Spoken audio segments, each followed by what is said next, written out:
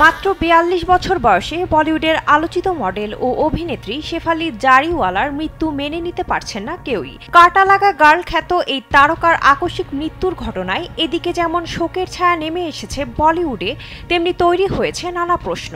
এবার তার মৃত্যু ঘিরে সামনে এলো নতুন কিছু তথ্য।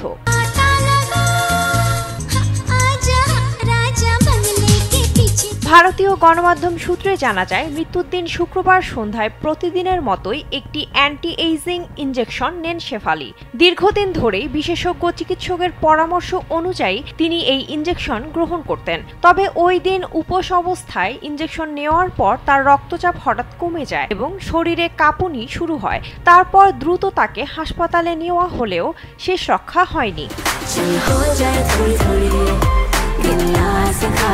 পুলিশের ধারণা, খালি পেটে ওষুধ বা ইনজেকশন গ্রহণ করার কারণেই এমন শারীরিক জটিলতা তৈরি হয়। ময়নাতদন্তের প্রতিবেদন পাওয়ার পর মৃত্যুর সঠিক কারণ জানা যাবে বলে জানিয়েছে কর্তৃপক্ষ। এরই মধ্যে শেফালির বাড়ি থেকে বিভিন্ন ওষুধ ও ইনজেকশনের নমুনা সংগ্রহ করেছে ফরেনসিক দল। তবে চমকপ্রদ তথ্য হলো, ২০২৪ সালে এক জ্যোতিষীর শোতে শেফালির জন্মছক দেখে তার হঠাৎ মৃত্যুর আভাস দেওয়া হয়েছিল।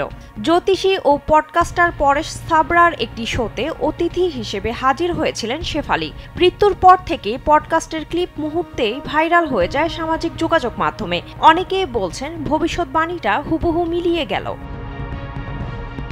২০০২ সালে মুক্তি পাওয়া কাটা লাগা গানের রিমেকে অভিনয় করে রাতারাতি তারকা খ্যাতি অর্জন করেন শেফালি। পারিশ্রমিকের প্রস্তাব ছিল মাত্র ৭,০০০ রুপি, কিন্তু সেটাই বদলে দেয় তার জীবন। এছাড়াও বিগ বস 13-এ অংশ নিয়ে আলোচনায় আসেন শেফালি। তার আকস্মিক মৃত্যুর ঘটনায় শোকাহত বলিউড। মৃত্যু রহস্য উদ্ঘাটনে অপেক্ষা এখন ময়নাতদন্তের চূড়ান্ত রিপোর্টের।